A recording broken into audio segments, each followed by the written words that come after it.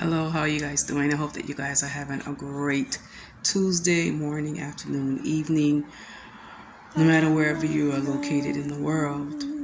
I just want to share some insights and thoughts with you, if you will allow me to share with you. You know, I came across a video on Facebook from Sierra Leone, and it showed the people were celebrating some sort of festival.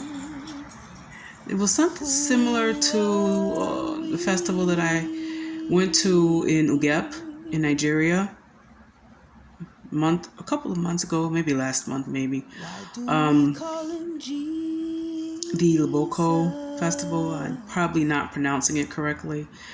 The people, the ladies, the young ladies and kids had bangles around their calves, and they had white powder all over themselves, and the ladies wore white bras. Most of them wore white lacy bras, and heavily made up, and little skirts. And the guys wore just white bottoms, no shirts, white powder everywhere. And everybody pretty much was in the streets just doing. It was a little bit more rowdy than the festival in Sierra Leone. And I don't know what the name of it was. I didn't get the name. But it reminded me of the Leboko Festival in Ugep. That's usually held every August. After when the yam is more like a potato vegetable. They call it yam in Nigeria. It's a little bit harder than a potato, actually. That's when the new yam crop comes in, and they celebrate the yam coming in with the festival. And I wasn't really clear about what they're celebrating. I only could gather that they were celebrating the crop coming in, the yam crop, and everybody gets in the street. And the women, actually, if she was a young female and she was not dressed in proper festival attire, she would actually get flogged. I mean, she could get hit. So I didn't have bangles, and I'm not a young woman, so I wasn't in uniform, if you will. So I had to stay on the sidelines, because if you get in the streets and you're not dressed for the festival, and you're not giving, I guess, the gods or whatever, I don't know, the guys would actually flog you. So I had to stay on the sidelines, and I watched it, because I was there, because we had the day before had a medical outreach in Ugep where we gave out some medical supplies and eyeglasses to people, prescription strength eyeglasses. We gave out approximately 200 eyeglasses in Ugep. So it was a blessing to be a blessing to others. I don't really have an opinion about the Ugep festivities. I was there the last day of the festivities, but I mention that because the festival that I saw online in Sierra Leone, it meant something to me, because a few years ago, maybe over 10 years ago actually, my brother did a DNA search on our bloodline and traced us back to Sierra Leone. So that means our ancestors come from a tribe in Sierra Leone. And I don't know, I just felt close. Like, I felt a sense of completion. I think a lot of times, being on the continent, and you try to explain to people what it's like to grow up in a country and in a culture where you've been stripped of your identity, you've been stripped of your name, you don't know what your real tribe is. it's hard to explain to someone that's never been American, that's never grew up in America or away from the continent and did not know what our names are really, what our tribes are. We don't have a land to go back to that our ancestors and our forefathers could say, this is where you come from. This is what used to happen on this soil. This is what happened here. There's no true sense of history. And there's a gap and a void that resides in every person, every melanated person. Whether they realize it or accept it or not, there is a void in the soul of melanated people that were born and raised in the Americas, that someone on a continent can never understand. And if we tried to explain it to you, you wouldn't get it. And so whenever we come across anything that gives us a little bit more understanding in history about who we really are. My last name is Russ. You know that the very first Russ that ended up on American soil was an Irishman named Alistair Russ? My ancestors are not Irish. Do I look Irish? But this is the foolery that melanated people are forced to stomach and digest. The history that we're given and taught in our schools and colleges and universities. This is what they want us to believe who we really are. And it's a slap in the face of every melanated person that lives in the Americas. Yet there's so many melanated people that's willing to accept the lies and the half-truths and the quarter-truths that they fed us all of our lives, and centuries and centuries and centuries of lies, telling us that we're from here, and telling us that our name is this, and telling us the name of the Savior is that, and telling us that we're from here and we're from there. Huh? Giving us half-truths and lies. And telling us, while they're programming us to believe who we are and who we are not, they were so busy demonizing people on the continent. Huh? The people in Africa are animals and savages. And if you go back to Africa, they're going to eat you alive, and they're going to do this and going to do that. And they don't have any sense of education and no decorum and blah, blah, blah, blah. This is the stuff that they lied to us about. Forever. And while they was lying to us, they was lying to them. Telling them what we are and what we're not.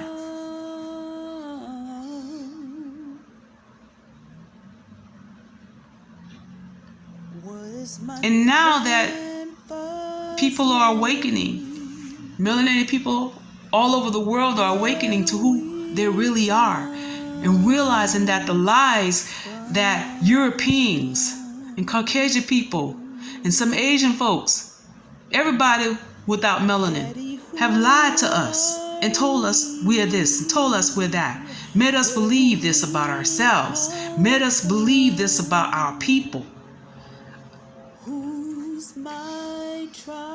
Now that we're awakening and we're beginning to realize who we are, you have to stop, and it makes me stop and wonder. Maybe it doesn't make a lot of you stop and wonder, because you've fallen for the lies and you've been programmed and you're okay with the lies. As long as I live comfortably and I can have a little whatever right now, and blah, blah, blah, blah, blah, give me a seat at the table, even though the house is burning down all around you, you're okay with that. Just keep lying to me. Because now I finally got a seat at the table, but the house is burning down.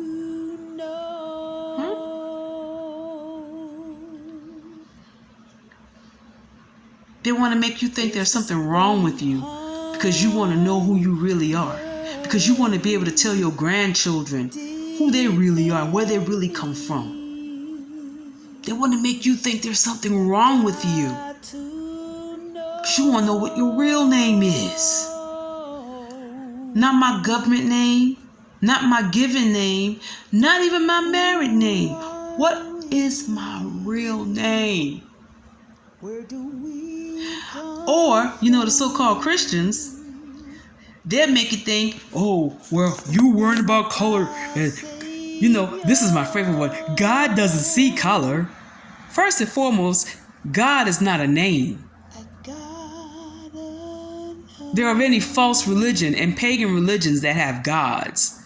So which God are you talking about? Maybe the God that you serve with no name doesn't care because he's the father of lies.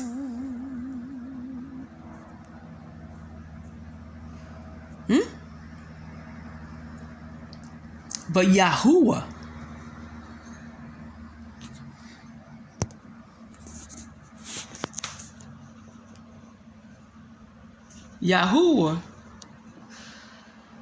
gives the spirit of truth, the Ruach of truth. All truth and understanding. Not half truth, not quarter truth like they like to give you, but all truth and all understanding. You heard me?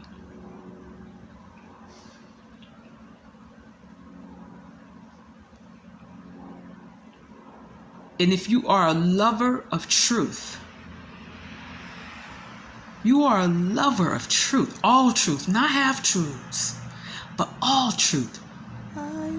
There's something deep in the recesses of your soul, melanated person, that desires to know who you really are, that wants to know who you really serve. Huh? Mama, what's my name? And when they say God doesn't see color, that's a lie. Again, maybe their God doesn't see color. But Yahuwah, who created every last being, he created all races, all different shades, colors, ethnicities. He created us like a smorgasbord of rainbow of creation. He created all the animals, all the ecosystem, all the plants and the trees and the creatures of the sea, creatures of the air. So not only does Yahuwah see color, Yahuwah created color. He created race. He created us in his image. He created all shades, all kinds of races and ethnicities. How? He created in his image and his likeness. So allow no one to race shame you. He may not have categorized the races. That came much later after the fall of man. But he created every race for his glory, for his kabod, to glorify him. He created us. He made these differences in us. So we shouldn't be ashamed of the differences. We should celebrate them. Acknowledge and celebrate them. The kink in our hair, the curve in our hips, the wideness of our nose and the big fat lips. Yahuwah created that, baby. So we shouldn't be ashamed of who Yahuwah created us to be. Who made us ashamed of who we are? Who lied to us about who we are? Who stole our identity? Who stole the identity of our Savior? Who took our books of the Bible at the Council of Nicaea to promote a unified religion that everybody can accept? It wasn't us. Who throughout, I don't want to say eternity, but throughout time, for centuries, have gone through great lengths and have spent millions, if not billions of dollars, who have began and funded and maintained wars to suppress the truth of who we are.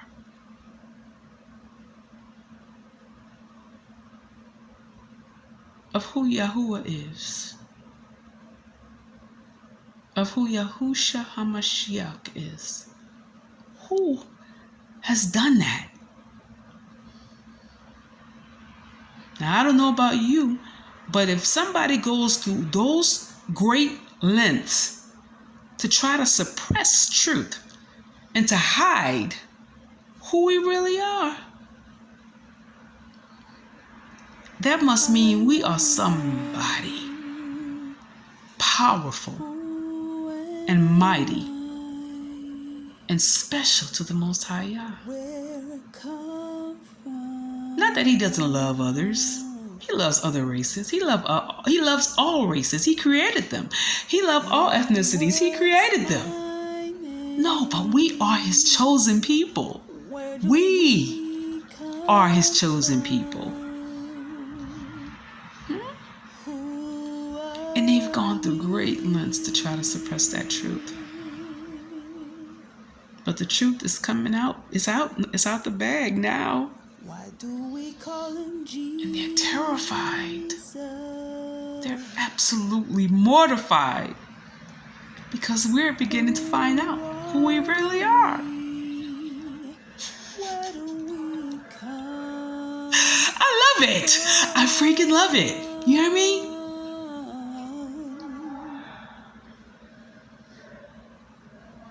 Don't let anybody shame you for you wanting to know who you really are, melanated person. Don't be afraid. And it's not pride, it's not arrogance. And it's sure not racism. Because we can't be racist. We didn't develop or create the concept of racism. They did. They are the purveyors and the creators of division, of racial division. They did that because they wanted to promote white supremacy. And they still want to maintain white supremacy to this day, which is why their children and grandchildren are going to stores and concerts and clubs and schools and shooting up people right and left. Why? Because they are terrified that their race will no longer be supreme. They're afraid of being outnumbered. They're terrified of that.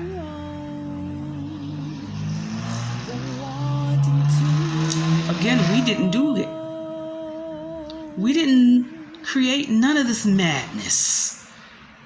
This division that they say that we're purporting, but they're the ones that created the division. See, division has to start somewhere in order for it to truly be division, right? It was their forefathers that created this division. We're just exposing it.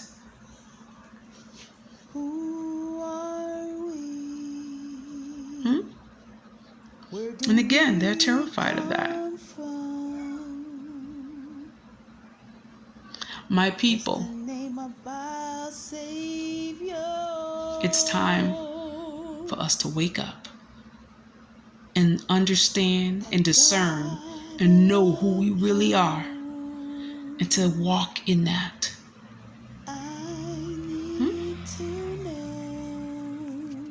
It's time to walk in the truth, the whole truth, and nothing but the truth. So help us, Yah, and He will help us. And yes, it is important to Him. It is important to the Most High Yah that we know who we are. Where it come from. In Him. Mama, what's my Father Yah, I pray name? for every melanated Where do person we come on the planet. from? Who are I pray for the bravery and the courage of every melanated person to walk and stand in truth, Why do we whole call truth and him nothing but the truth, and to love the truth. Jesus? And for every melanated person that is still asleep, Who are we? still in a spiritual Where coma, do we because they're afraid. come from? They've been programmed, brainwashed, distracted, wounded, traumatized. I pray that you will heal them and help them to wake up and to walk in the truth. Learn the truth and walk in it. And I pray for the Gentiles, because there are some good Gentiles that know what's been done, and they hate it, and they hate their heritage, and they hate the evil origins of this country, and they wish they can turn back the hands of time. Who's my tribe? I pray that you will have mercy on them and their families, and I pray that you will give them the courage and the bravery to own up to the truth and to stand up for what's right. And for the evil forces that try to strengthen the hands of white supremacy all over this world, dismantle their hold over melanated people worldwide. In the name of Yahushua HaMashiach, release and let our people go.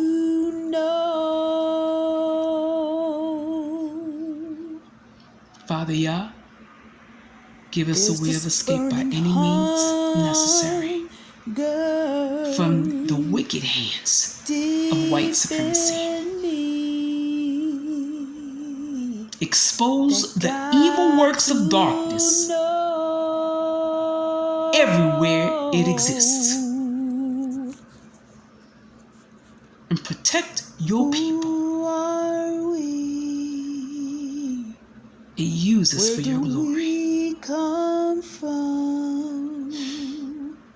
In the matchless name of Yeshua HaMashiach, I pray. Savior? Amen. You guys be blessed. I In the matchless name of Yeshua HaMashiach.